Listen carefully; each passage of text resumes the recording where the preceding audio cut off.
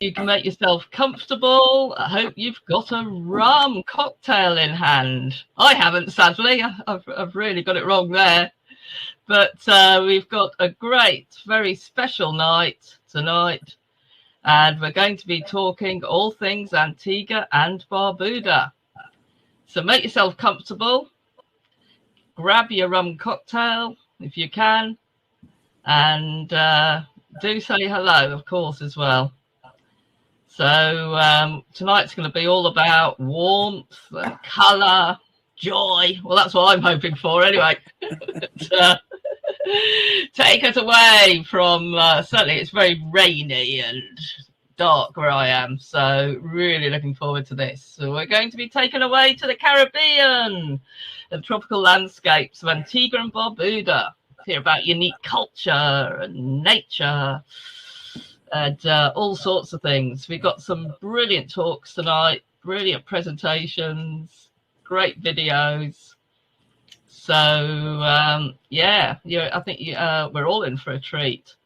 So, hello to Roy and Janet in Norwich. Oh, Glenn's in a very damp Guildford. Yes, it's not a great evening, is it? And Jenny in North Norfolk.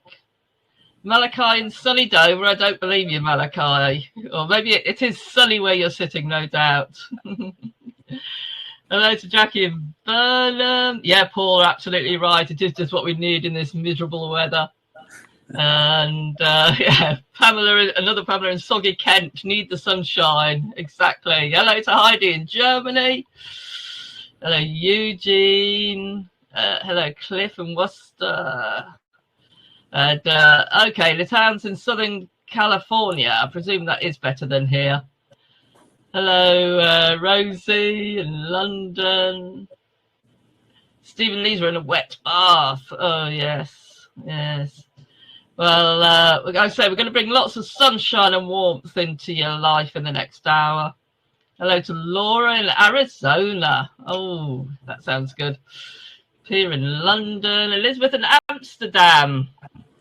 And you're going to Antigua in December. Brilliant. Well, this will really get you in the mood and get everybody else jealous that you're going. Hello to Carla in Arizona.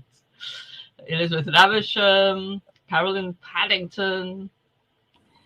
And Cruz Brothers in New York City. See, we're covering the world tonight. Simon from Nunavut. You're showing off there, Simon. I don't believe you. Hello to Amanda in Essex. And Nick and Kim in Acton, and Sabine in Belgium, Katie in Cornwall. Brilliant. So I'll do some introductions in a moment, tell you what's going to happen. But like I say, we're in for a real treat. Danica in the Sunshine State of Florida. Yes, I think we wish we were there as well tonight. But we want to be in the Caribbean even more. Kathy in Vancouver Island. Oh, one of my favourite places in the world. And hello to Justin and Bath. So we really are covering the globe. Jane in London. So really good.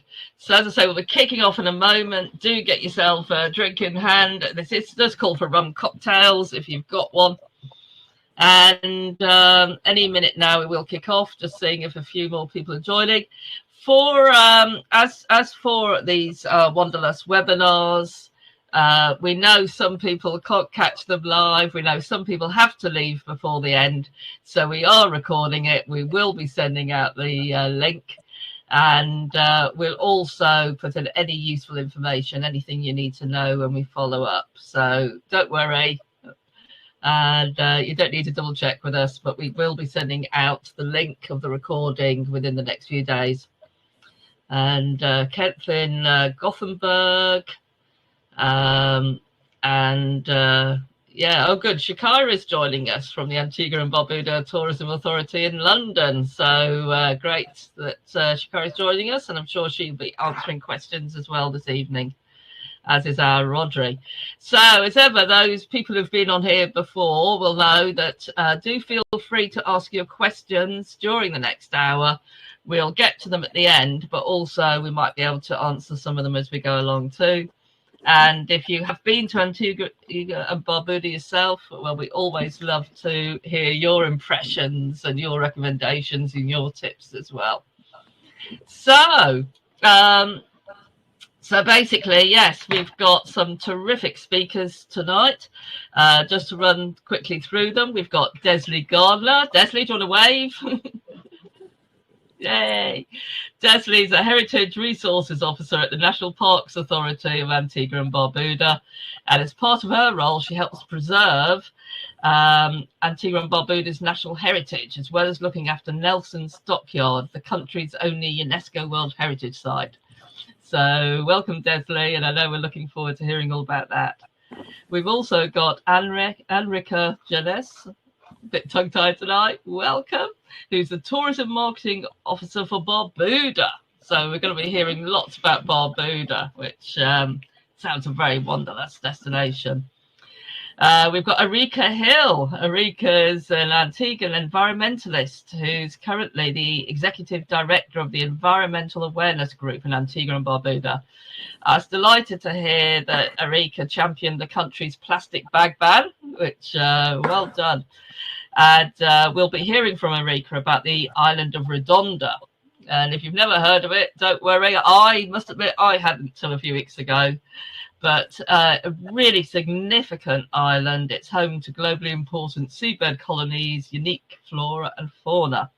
And Erika will also be telling us how we can help protect the island's ecosystems across the wider archipelago. So really looking forward to that. But before we go into the presentations, it's great that we're joined here by Colin James. And Colin is the CEO of Antigua and Barbuda Tourism Authority. So I'm going to leave Colin to do a bit of a welcome to everybody and a bit of an introduction to his country. So take it away, Colin. Thank you so much, Lynn. I just want to say a very, very warm welcome to everyone. We have folks here from Almasham to Arizona. Wow, that's across the gambit. And I just want to say we represent two of the most beautiful islands in the world, Antigua and Barbuda. The only thing that's great in Antigua and Barbuda right now is my shirt. It's brilliant. It's sunny outside. Actually, it's 29 degrees here, while I understand it's 13 degrees in London. So I know where you'd rather be right now. And my job and my team's job is just to tell you a little bit about what we have to offer and to invite you and to welcome you to come and visit. Antigua and Barbuda, two of the most beautiful islands in the world. We have 365 beaches, believe it or not, one for every day of the year. And when it's a leap year, we find another beach just like that. Beautiful pink, white sandy beaches, easy to get to from the UK, direct flights daily with British Airways, 3 times a week with Virgin Atlantic. So you can, Bridget in London, you can be out of your door at 6 o'clock, get over to Gatwick, and by 2:30 in the afternoon, we can have you on one of those beautiful beaches, having the best holiday of your life. And so I just really want to extend a very warm welcome to you. We have so much in common with Brits and the UK and folks everywhere. I mean, from Falmouth in the UK, there's a Falmouth in Antigua. There's a Piccadilly in the UK, Piccadilly Circus in London, there's a Piccadilly in Antigua. The place names, I mean, our surnames, James, Hill, Gardner, they don't come more British than that. So we have a strong affinity, a strong connection to the UK. Most of us have family in the UK, and so it's always a pleasure to welcome our UK guests and guests from all over the world who come to visit our beautiful islands. So I just want to say on behalf of the entire team and everyone in Antigua and Barbuda how proud we are and how grateful that we are to be a part of this webinar. You guys at Wanderlust, you have a strong desire to travel and explore and see the world, and we have a strong desire to welcome you and give you the best holiday experience of your lifetime. It's so important that you understand that Antigua and Barbuda has a lot to offer, but more than just our beaches, more than just the amenities. What we have are some of the most hospitable and friendliest people that you can find on this planet. So without further ado, I am going to let you have a peek preview of a little video that will give you just whetting your appetite of what's in store for you when you come to visit our two beautiful islands. And I trust you have a great webinar this afternoon, but also that when you are and we are finished today, that you will be calling your travel agents and you'll be booking those tickets to visit us right here in Antigua and Barbuda and experience for yourself. We love you, we appreciate you, and it's great connecting to the wonderful folks who are Wanderlust travelers once again. Thank you.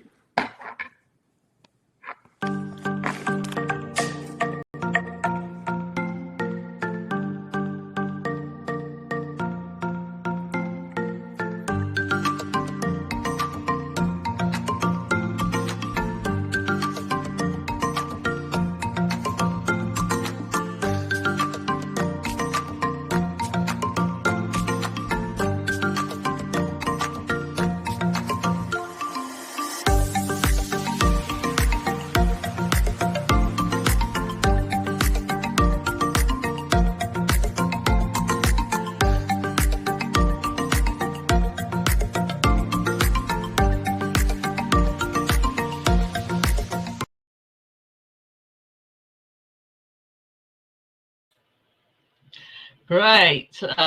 Thank you, Colin, so much. And I hope you'll enjoy the video. That I promised you colour, didn't I? Colour and movement and all sorts. Brilliant. Okay, so to kick this off now, we've got Desley, who's going to be telling us about, here she is, brilliant, about Nelson's Dockyard National Park, which is, of course, the country's only UNESCO heritage site, but sounds incredible. So, Desley, I'll leave you to it. Hello, everyone, and welcome to Antigua and Barbuda. Refrain from looking out your windows and look into this computer window, because we are taking you to the beautiful island of Antigua and Barbuda and Redonda. And we're starting with the Nelson's Dockyard National Park, and our whole theme is experience it, because there's so much for you to experience. Let me just explain the location. We have our national park, the Nelson's Dockyard National Park.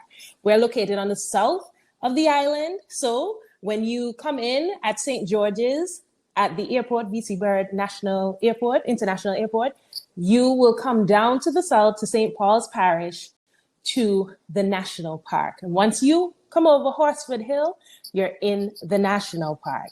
And it's quite expansive. It's 15.9 square miles.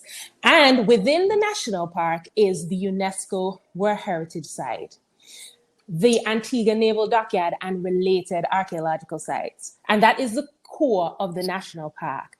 And the entire national park, we practice a ridge to reef protection. So the site expands into the water as well as much of the terrestrial area.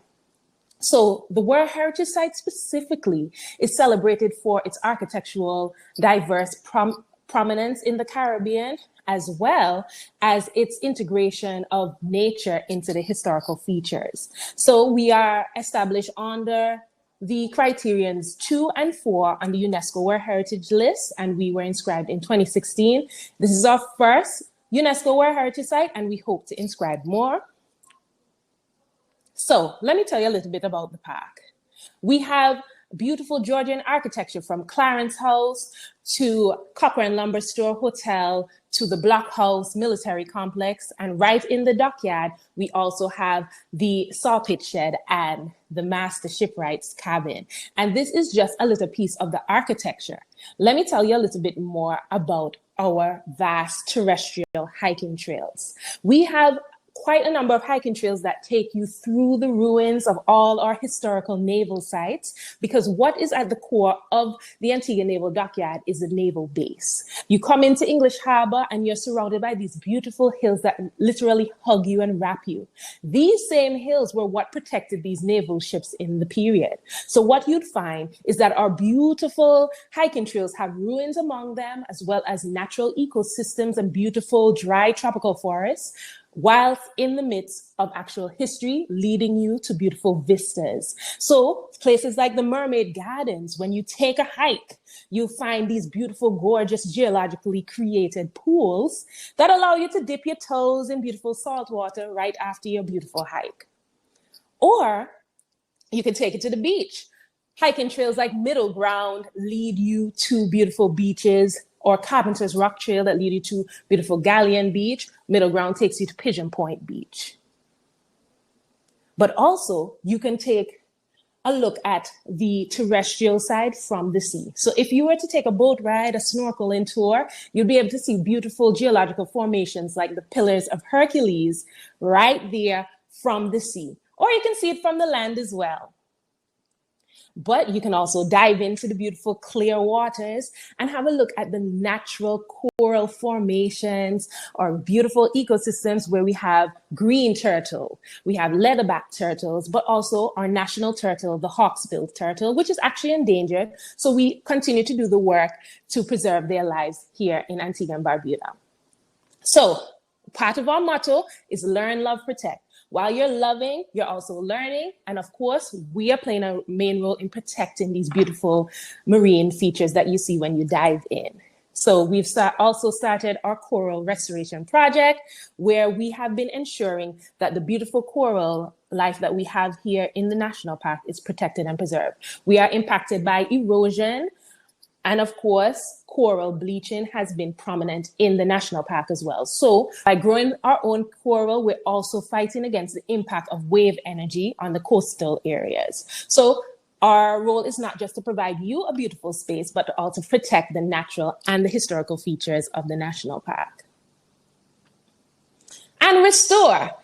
All of our historic buildings are part of the maintenance of the National Parks Authority, and we allow you to see the beautiful restoration work. So Clarence House, built in 1805, the first Clarence House, not that one you have in London, that was built in 1825. This first Clarence House is actually a superior example of Georgian architecture within a Caribbean context. And it features the masterful woodworking of locals here in Antigua and Barbuda, as well as stonemasonry. So to showcase this, we allow tours on Tuesdays and Thursdays for $20 US per person. And also, the grounds are used as a venue space because we can't just hide the beauty of Clarence House day or night. And it has a beautiful courtyard that allows for you to have picturesque backdrops for your reception while you get a view of the harbor down below. So these beautiful pictures have the backdrop of the national park right behind you while you are enjoying the happiest day of your life, or even a family reunion, whatever you choose. We also have event space down below Clarence House, just in case you want to have a more evening style gathering. But we have other beautiful spaces within the national park as well. We have the Copper and Lumber Store Hotel. This once stored copper and lumber that was used in the careening process to repair ships when they came here into the English harbor, but it's now a 14-room boutique hotel and event space with a small pub and restaurant. Can we please play the video?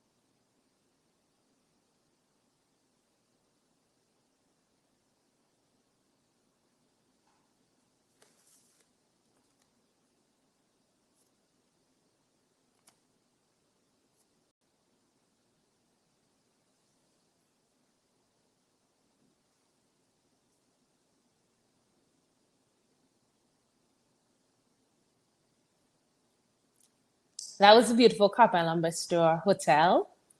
And it also has a beautiful courtyard where you can also stage your beautiful events, whether you're having a wedding or even a family reunion or a birthday celebration or a celebration of a new marriage or divorce. whatever you'd like. But we have hosted a number of very interesting parties within these beautiful brick walls, and people have really transformed these buildings, and they revert right back to their historical prowess. Also, there's many beautiful places for you to eat. Copper and Lumber has the Main Brace restaurant and pub, where it has a diverse menu with a little touch of Caribbean cuisine. But also along Dockyard Drive, we have a number of restaurants that you can also enjoy in the nightlife.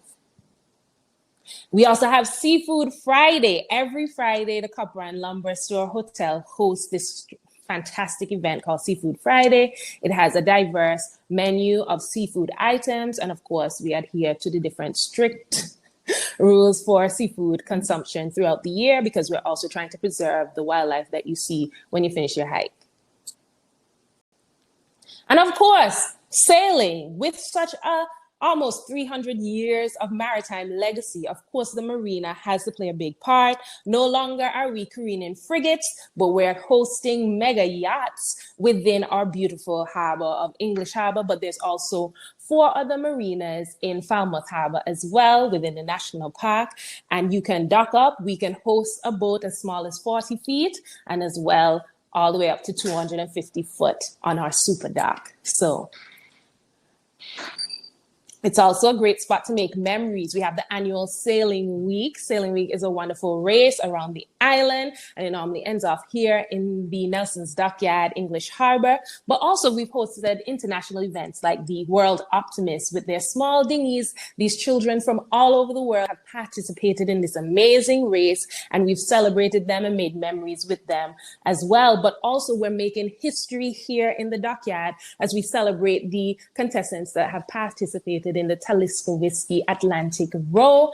And that has been exciting for us as Antiguans, as we have celebrated 4 different teams in this race, as well as the first Black all-female team, the Antiguan Island Girls. And that really set the Dockyard alight. Persons were up in the hills, persons were here in the Dockyard, welcoming these girls back home after 3,000 miles across the Atlantic.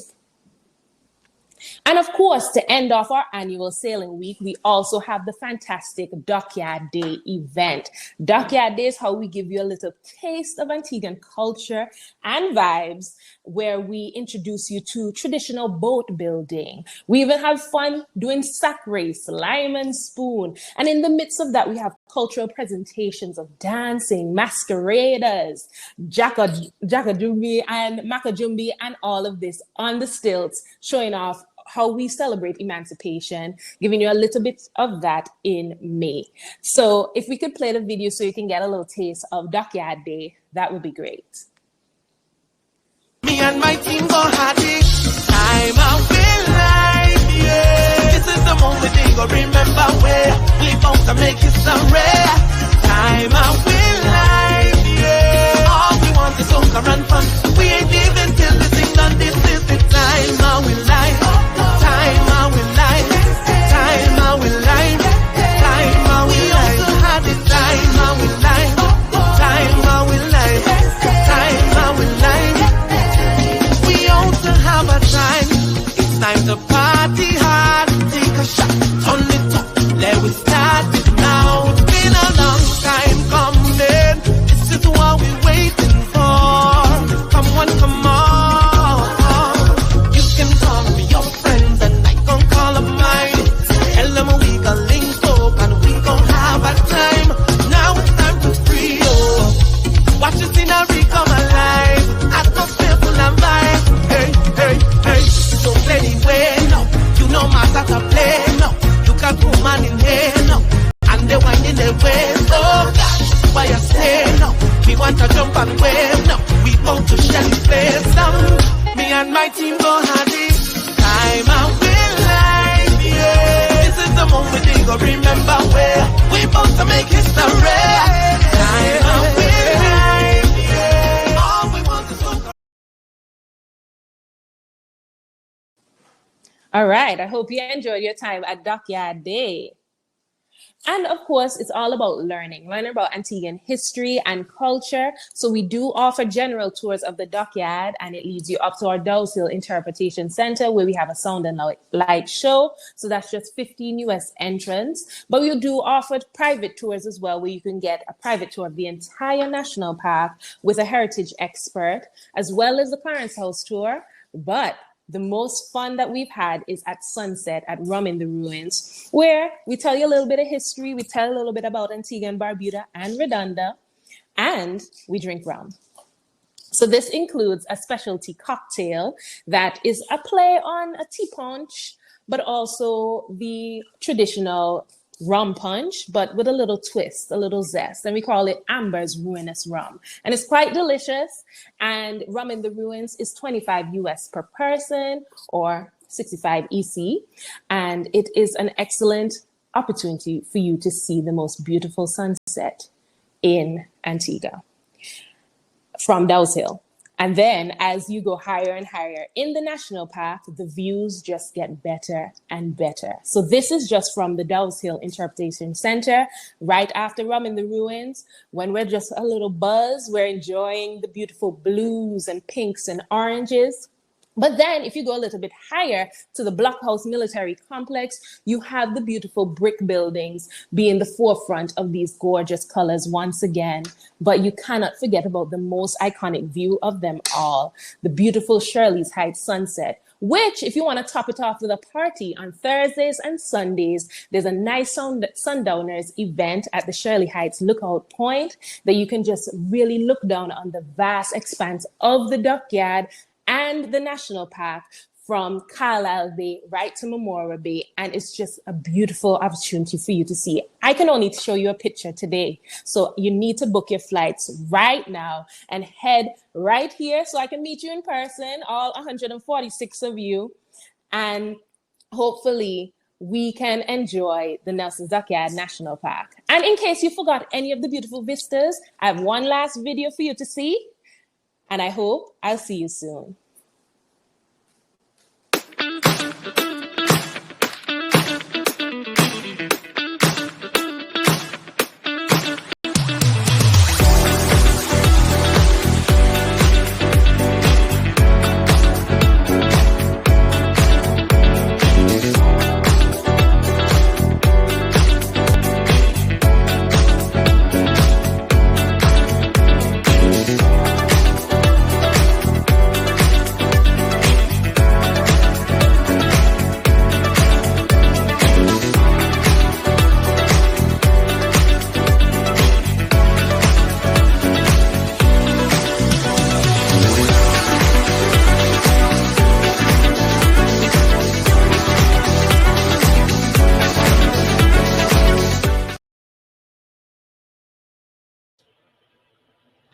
Yay! Oh, that was so good. Thank you, Desmond. Great.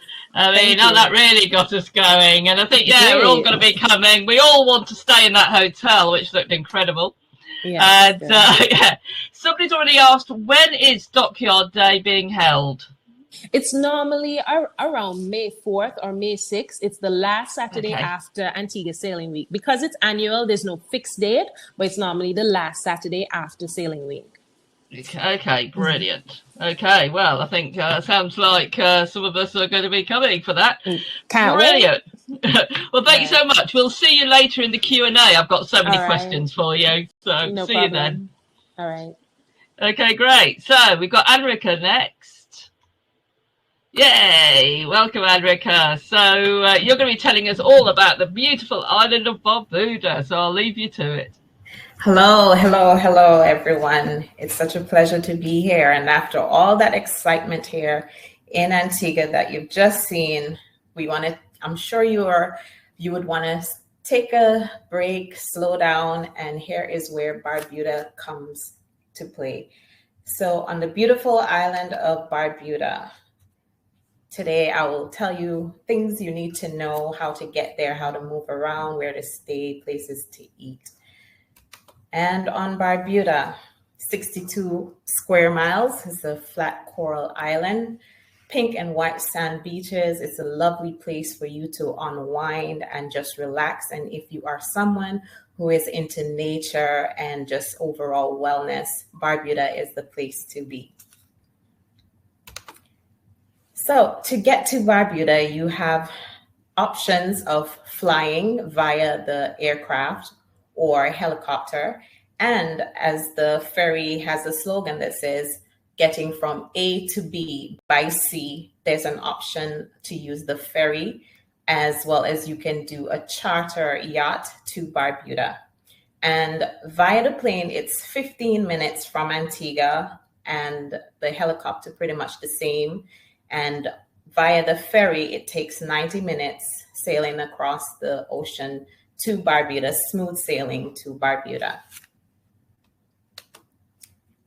While on island in Barbuda, to move around, you have options of renting your own private vehicles. There's also VIP luxury transport services like Uber, and there's also the option to hire a taxi that will take you around in Barbuda. So it's pretty easy to move around while you are in Barbuda. So in Barbuda, you're probably wondering what else is there to do when I get to Barbuda. And so you have the option to do paddle boarding, kite surfing. There's also camping, off-road excursions, glamping, camping. As I said earlier, Barbuda is just a place where you relax. So if you have your camping gears, your tents, your paddle boards, you have the option to travel via the ferry, so you can pack more stuff and bring on over to Barbuda and just enjoy your time in Barbuda.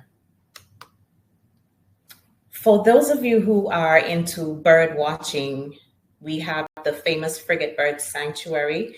It is the largest frigate bird sanctuary in the Western Hemisphere. And there in the sanctuary, you can see over 5,000 pairs of frigate birds, and the best time to visit Barbuda is during the mating season, which is from September to December. And that's when you would see all the magnificent frigate birds, especially the males. They have this pouch, a red pouch underneath their beak, and they would inflate that, and that is what they would use to attract the females. So it's just really, really a wonderful sight to see. And you take a boat across the lagoon, about 15, 20 minutes ride across the lagoon with a guide, and he will take you. So I will show you a video of what the bird sanctuary looks like. My name is George Jeffrey. I'm a day 2 operator. All that you see I'm doing now, we used to do it manually. So we used to come from the main stream, jump overboard and come all the way down here to look snapper. Many years ago. The name of this entrance, Flamingo Mouth. If you want to go to the sanctuary, you have to go to that spot.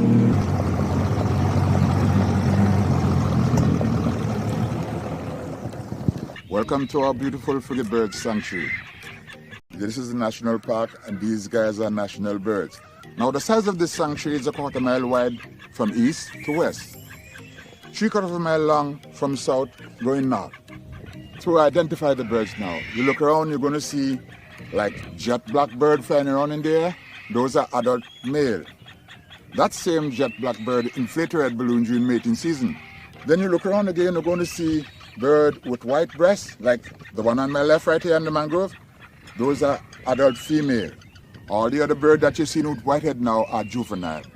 Those that you see around us right here is chicks that actually hatch this season. So they look something like a cotton ball. But those on my left over there, with the white head, are last year chick.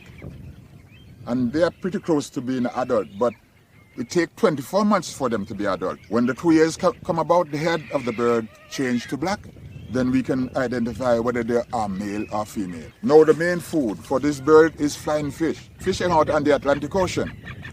So all the frigate have to do from here is up in there and fly over land, which is about 4.5 miles, and they end up in their kitchen, which is the Atlantic Ocean. Now the first hotel in Barbuda was Cocoa Point Hotel. 1961, the hotel started bringing guests. Since the guests started to come here in 1961, the sanctuary frigate become famous quickly. The beaches that we have around Barbuda are stunning beaches, and they used to be the main attraction. But since the bird takeover in 1961, the beaches have to go at the back seat. According to the guests that I see come around here, come to Barbuda, they claim that this sanctuary frigate is actually the biggest one and also the easiest to get to with no predators. I love to come here because I'm a local, but since the guests shed the light, I see the importance of the valley, so I actually fall in love too.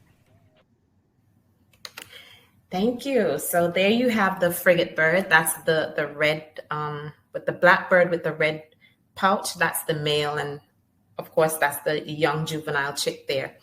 Also, you'll be seeing a yellow and gray bird. That's the endemic Barbuda warbler. So it is found in Barbuda only. And we are working along with the EAG to help spread an awareness about that bird as well. Here you will see the landscape on the eastern coast of Barbuda. And if you're someone who enjoys hiking, beachcombing, and caving, this is the highland area, and it's famous for all the caves. We have Indian Cave, which I'll show you in the next slide.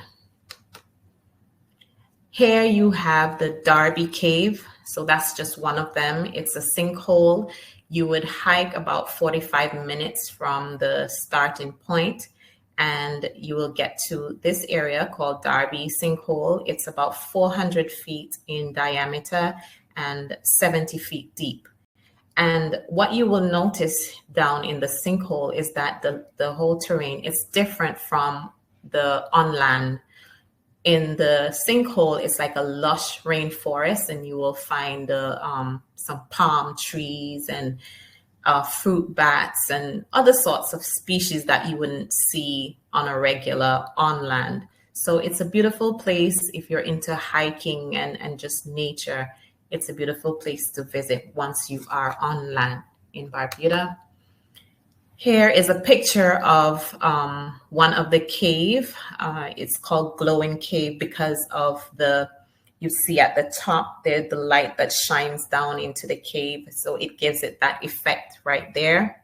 And on the opposite side, that's just showing you from the front view of the entrance to the cave. Here you will also see another variety. You have Stingray Cave and you have Dark Cave. Now, Dark Cave is very famous for its freshwater pools that can be found within the cave. No one has ever reached the end of that particular cave, and inside it is so dark you have to use light, thus the name Dark Cave. So with the blind shrimps that presumably, well, they live there, they are extinct. You cannot find those shrimp in any other part of the world. You've heard about the pink and white sandy beaches. Well, let me tell you, Barbuda is the place to be if you want to experience that tranquil turquoise water and the beautiful soft pink and white sand beaches. And guess what? You will actually find you're there at the beach all alone, no one in sight. So in Barbuda, that's one unique thing. You can be on the beach all by yourself, or if you have a loved one with you or your family members, then you can just be on the beach, not bothered by anyone. It's just you and nature relaxing. Here we also have a bit of history. If you are into history, we have the Martello Tower that was established in the 1700s, and that was used back in the days by the British as like a lookout tower for approaching ships to the island. It has a similar look like the sugar mill, but it's different. Also there we have the Codrington Estate, and the Codringtons, they are a family that used to lease the island of Barbuda way back, and they built an estate. It was mainly used as a vacation or a hunting lodge. And so there is evidence of that ruin still at the Highland Hill area. Now, talking about rest and relaxation and just, being able to be pampered. Here you have the beautiful Barbuda Bell Resort. Now, Barbuda Bell Resort lies on the western coast of Barbuda. And guess what? In order to get to Barbuda Bell, you would have to take a boat and journey across the lagoon. So you're pretty much on like a peninsula, secluded from everyone else. So it is very beautiful down at Barbuda Bell, and you have your private bungalows. It's 9 bungalows, 2 bedrooms, beautiful. There you see it in the background. The rooms, they are awesome. The beds, they are like air-conditioned beds. So once you close the drapes in the evenings, there's like an automatic system that cools you down. Barbuda Bell, I must mention too, is an eco-friendly resort. Everything is powered by solar panel. So they are very eco-conscious. They're very much into preserving the environment and their practices. So there's no air conditioned units, and there's no fan in the bedrooms and stuff like that. Everything is just natural. They're huge windows, so you get the perfect view. Here now we have another option of where to stay, Barbuda Cottages. It's a family-run business, and they have about 9 cottages presently, ranging from 3 bedrooms, 2 bedrooms, single rooms, fully equipped. And there's also a restaurant on property, which you will see coming up soon. This is what the rooms look like, so you have an idea. Adjacent to Barbuda Cottages is another cottage, beachfront, Emerald Sands. Same concept, fully furnished. It's just beautiful at Emerald Sands. And they're located right on the beachfront. So here we have places to eat in Barbuda, and Barbuda now can boast of a famous, world-renowned Nobu restaurant. It's owned by Robert De Niro, and it sits on the beautiful Princess Diana Beach. And here they have a restaurant, a beachfront restaurant that offers international cuisine using local delicacies. Lobster is famous in Barbuda, and so Nobu is another place that you can definitely enjoy fine dining at the restaurant. Here we also have Uncle Roddy's, which I mentioned earlier. It's on property with Barbuda Cottages, and Uncle Roddy's is a nice beachfront restaurant. They offer lunch and dinner, and in the evening you can have like a beachfront private dinner on the beach. Yeah, and cocktails. They have nights when they do karaoke. They host birthday parties. They host weddings, whatever your desire. Wa'omoni is a local eatery. If you want to sample local cuisine from Barbuda, where you can sample the lobster, the conch, the fish, the crab, Wa'omoni's is a place where you can get delicious dishes.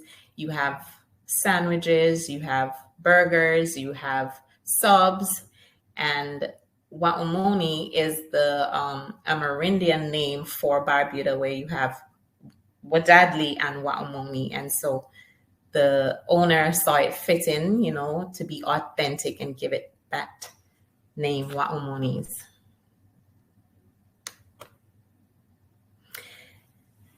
In Barbuda, our local culture and tradition is something that we look forward to every year.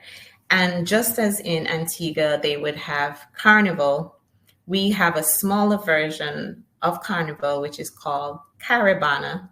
And Caravana is hosted on the Whitsuntide weekend, which is from the ending of May until the 1st of June. And it's pretty much the same activities like what you would see in Antigua with pageants and, you know, different competitions, street jams, stuff like that. You will also notice where I have photos where it says Christmas in the Village. Now, Christmas in the Village is something that we look forward to as well in Barbuda, because here now families get a chance to spend time with each other. And there is a tradition that we hold so dearly that on the eve of Christmas or the eve of New Year's, there are some ladies, they're friends, and they would come together every year to give back, like almost charity, give back to the community that they grew up in. And what they will do, they will offer for free. We have what we call bush tea, where you take the natural herbs and we make tea, and you serve it with bun, like a sweet bun, or bread with cheese. And they would just share it to any and everyone who is in the community who would pass by. They would also, everybody would gather and they would cook tons and tons of different porridges, and they just give it to anyone who passes by as well. And it's something that the children look forward to, the elderly in the community, and just a whole spirit of just giving back during Christmas. We may not have snow like in England, but we do celebrate our Santa Claus and just, you know, enjoy what Christmas means to us in a local way. And here I will end with just, you know, highlighting so you will see what Barbuda looks like. Take it away.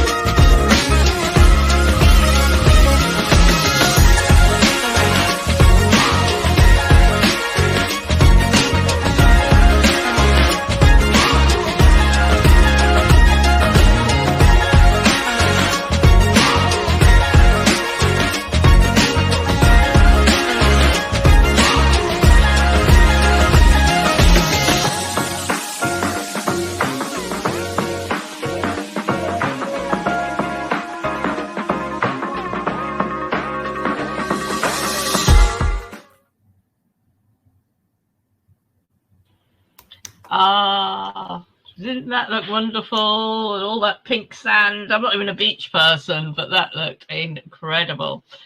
So, Anrika, we had quite a lot of questions. So, Anrika will be coming back into our Q&A. Don't worry, Anrika, we'll call you back after Arika. So, yeah, we'll save those questions for the Q&A because we've certainly had plenty of them.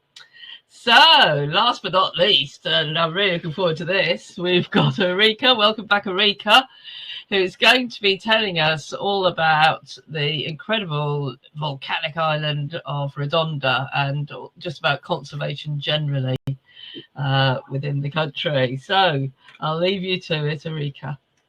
Thanks, Lynn. Hello, everybody. And again, my name is Arika Hill, and I am the Executive Director of the Environmental Awareness Group. Now, many of you may have heard about Redonda and the amazing work that we've done there.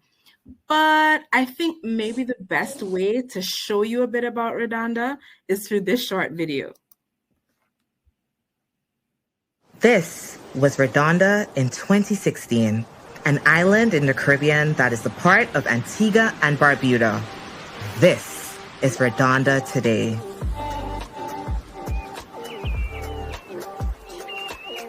In 2016, Fauna and Flora and Rewild partnered with the Environmental Awareness Group and the government of Antigua and Barbuda to restore the wild on Redonda. We removed invasive species introduced to the island by humans over a century ago. Free of rats that preyed on native wildlife, the island started to transform. The wild came back. Trees took root, seabirds returned to nests, and the Redonda ground dragon population started to multiply. Fauna and Flora and Rewild share a commitment to restore the wild in the Caribbean. Together, we will support local partners to reintroduce some of the species that need a little more help to return to Redonda. Over 30 other Caribbean islands have been restored. There's still more work to do. Redonda is a before and after success story that proves both the power of rewilding and the magic of collaboration. Together, we can help rewild the Caribbean.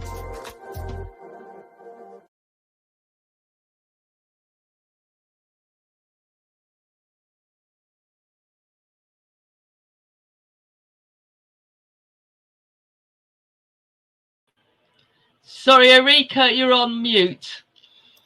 Thank you. So thank you so much for showing that video. And I want to say that the work that we have is led by local conservationists.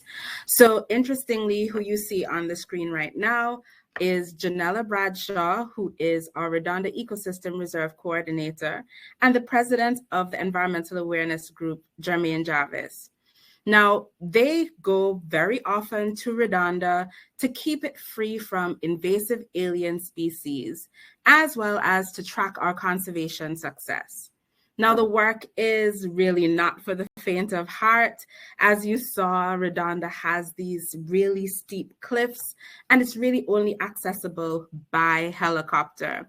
So we go over to Redonda, and it kind of has no amenities. So you're looking in that background, you see a tent. That's what we have on Redonda. And when we leave Redonda, we take that tent back to Antigua with us. So there's absolutely nothing on Redonda but beautiful wildlife.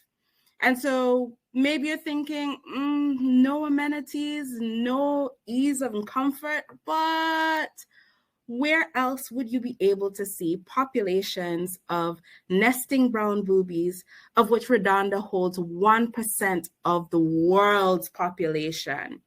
Where else can you come into contact with wildlife that kind of interact very ordinarily, very normally, without a care about you at all?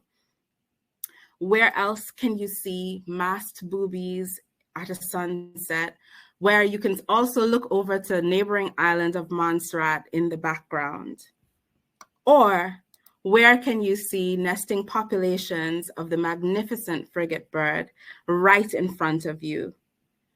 You can encounter all of this right on Redonda, along with our beautiful Redonda green lizard, which can be found absolutely nowhere else in the world, along with our beautiful and kind of friendly Redonda ground dragon, also found nowhere else in the world.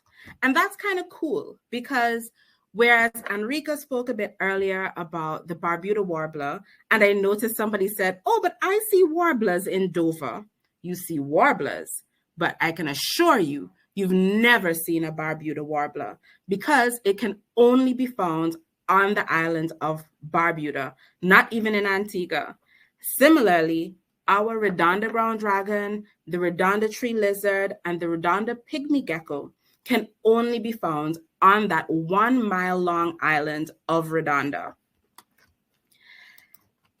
The thing is, though, so Redonda is 15 minutes away by helicopter, and unfortunately, at this time, we're still trying to figure out how can we get you there in a way that is safe. And this is important because when we began our restoration work, which started in full force in 2016, this is what Redonda looked like. So with rats and the goats that were on the island, they're all invasive alien species. This is what it was, a crumbling moonscape that was significantly devoid of very much life. 1 year after our eradication efforts, we saw that the island began to rebound. And these pictures that you're seeing right now, they're taken every year at the same point so that we really have a visual demonstration of the impact of conservation work. So that was in 2018. And now in 2022, 5 years after eradication, this is what Redonda looks like. And so here's a side-by-side view from 2012 to 2020. You can see the significant improvements that have happened as a result of conservation efforts. And so it's a bit difficult to take you to Redonda right now because the island is still very fragile. And we want to treat her with as much kindness and gentleness as possible until she has completely rebounded and we are certain of the ability to maintain her invasive species free status.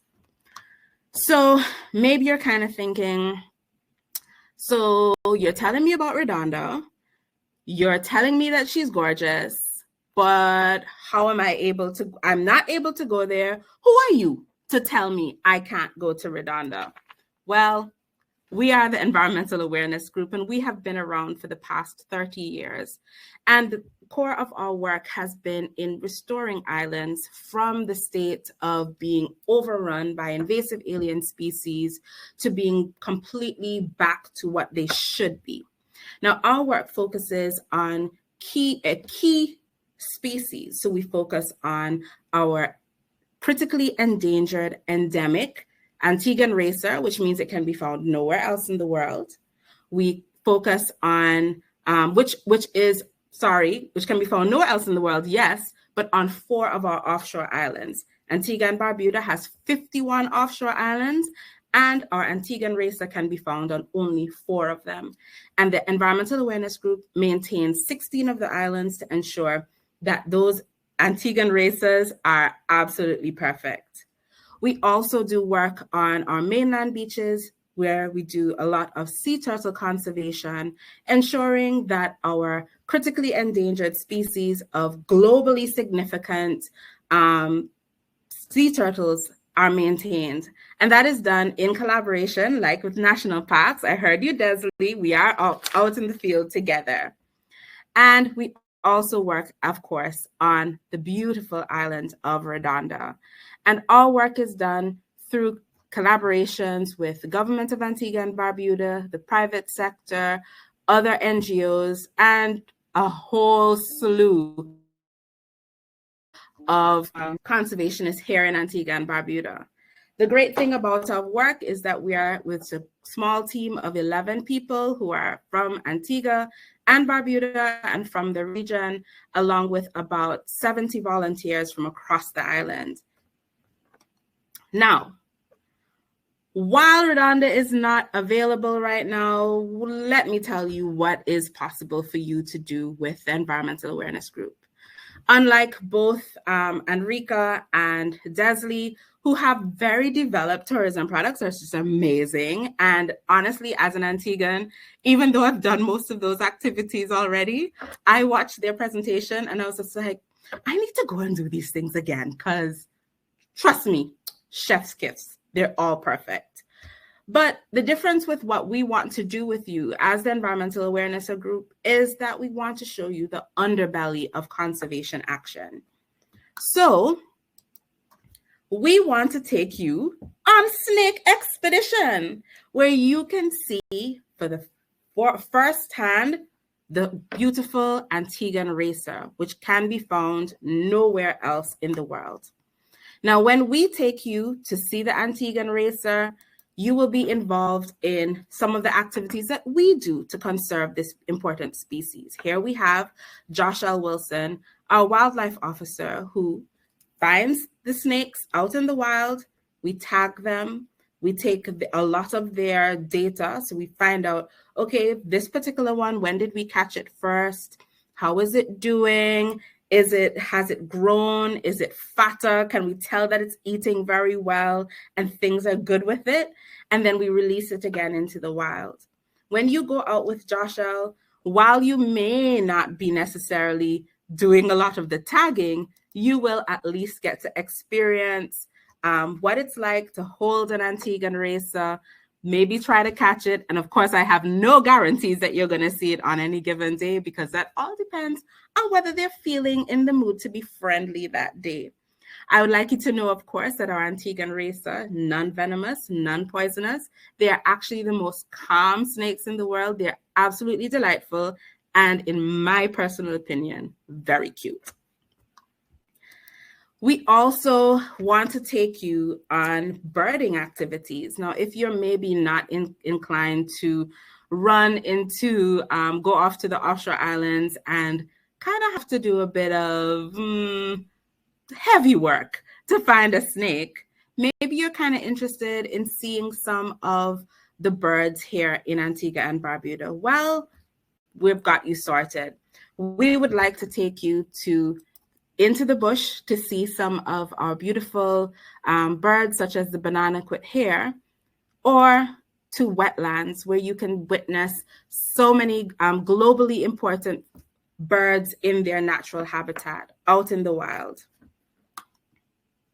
So no matter what you choose to do, no matter how you choose to get your experience with wildlife through the local conservationists, your trip is not just about getting to see wildlife. It's not just about being able to see how we do our work, but very importantly, your trip also will help to continue locally led conservation action in Antigua and Barbuda, and goes directly into ensuring that we can continue to rewild Antigua, Barbuda, and Redonda. Thank you so much.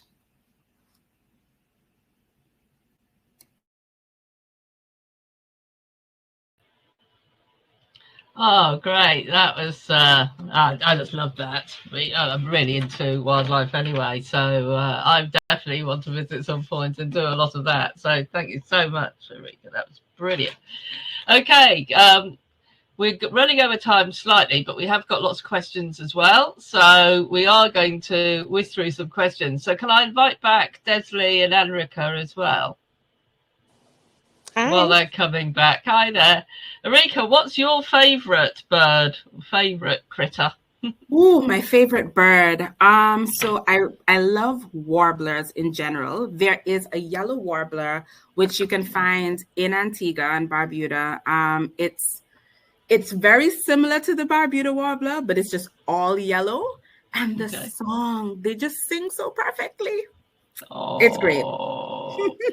Okay, I think that's what's missing on this presentation. We need some sounds of Antigua and Barbuda, including some bird song, don't we? But we'll just have to visit to get that. That's a lot easier.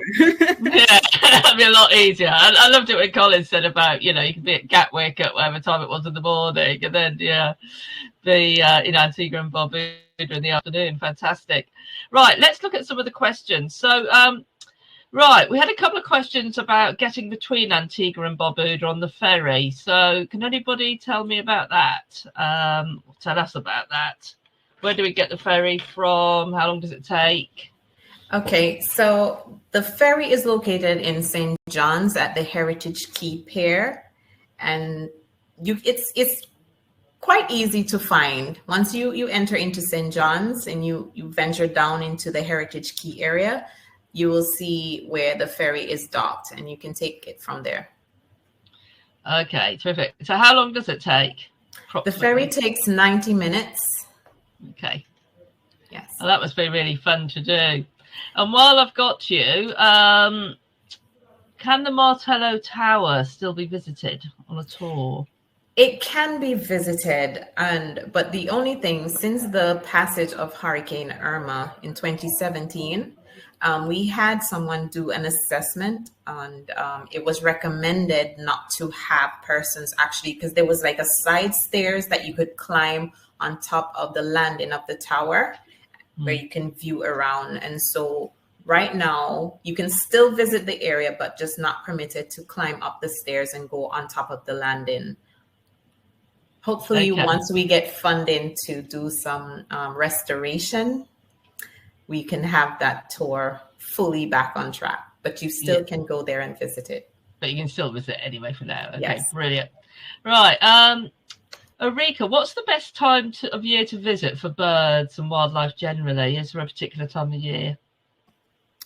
Great question. So it depends on what you want to see. If you're interested in migratory bird species, a good time would actually be around now.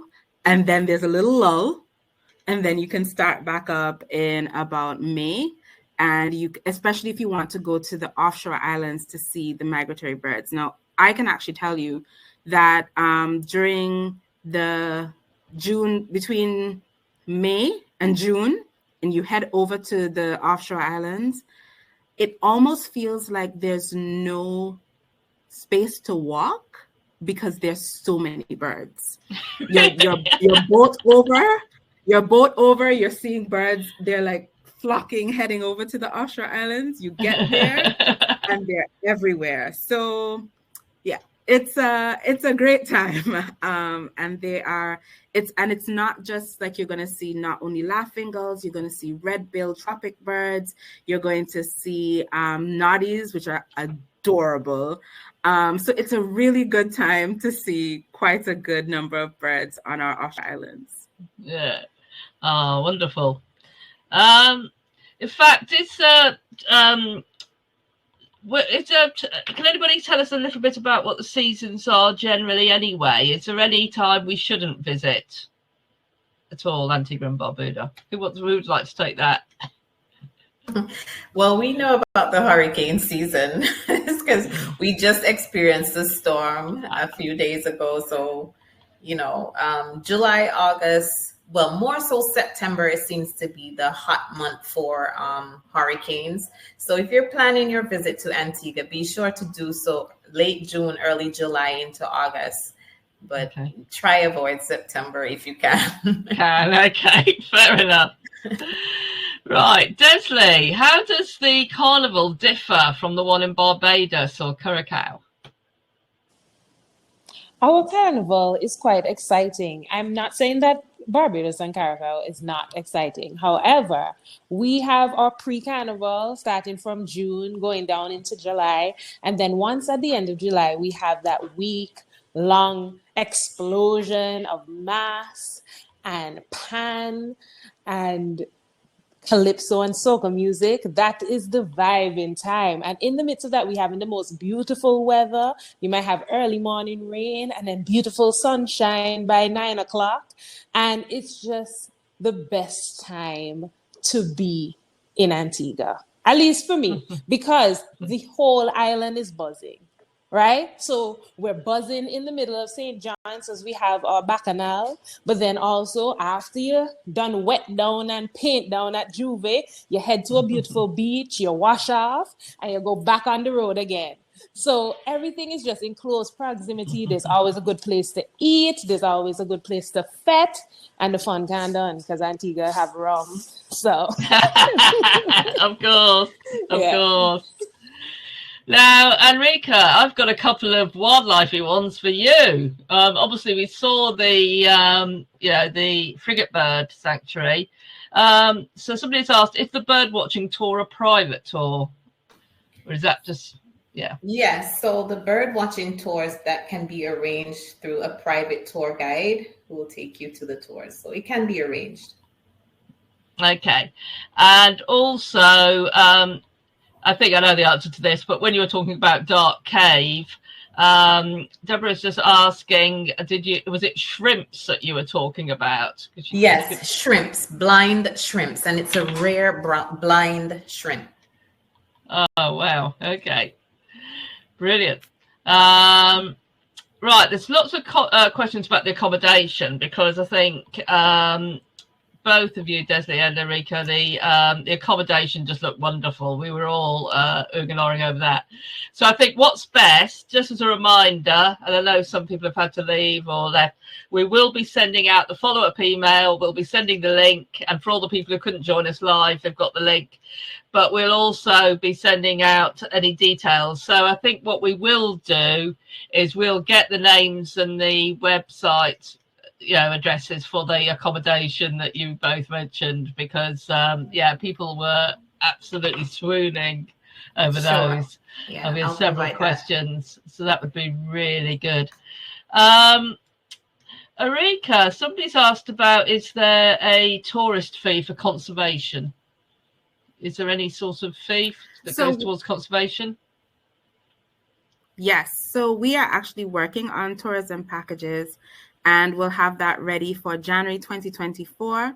Our intention is to have varying levels of packages, because we understand that maybe you're a novice birder and you don't want to spend all day doing that. Maybe you would want a little picnic basket and a glass of wine.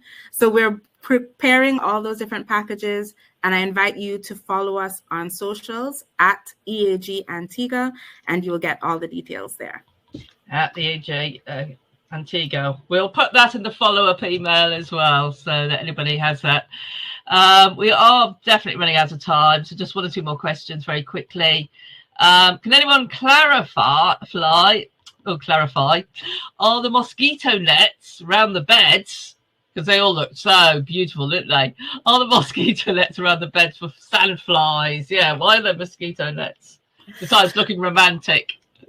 Well, I can speak to Barbuda Bell Resort. The net that is over the bed is more so as a cooling system for in the evenings, because as I mentioned, they don't have those air conditioned units, because they're eco-friendly. So they try to avoid, and they don't have fans and stuff like that. So that net that you see across the bed is actually a cooling system, automatic. I don't know how it works, but I hear their guests love it.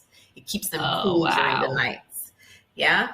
And at Barbuda Cottages, because of the location, there may be a few like sandflies, but nothing to worry about, because the cottages on the outside, they're fully screened, as you would see on the outside. But then again, the mesh across the bed is just for extra protection for persons who have sensitive skin. Okay. Yeah. Thank you so much. Another quick question. Are the islands, actually, this might have to be our last one. So what I'm going to do after this question is, so you just got a moment to think about it. Just to wrap up, I want each of you to give a recommendation. We're coming to the island. What must we absolutely do? What must we not miss? It could be something we must do one evening, something we must do one day, somewhere we must go. You would recommend us to do. So while you think about that, let me just look at this question. Right. Are the islands gay friendly? I don't know if any of you can answer that, or if that's one that we'll save for the follow-up email. Anybody got a comment on that? No, probably. Well, I think it normally is. We haven't had any issues. Once persons come in and they have fixed on having a good time, we have a good time with them.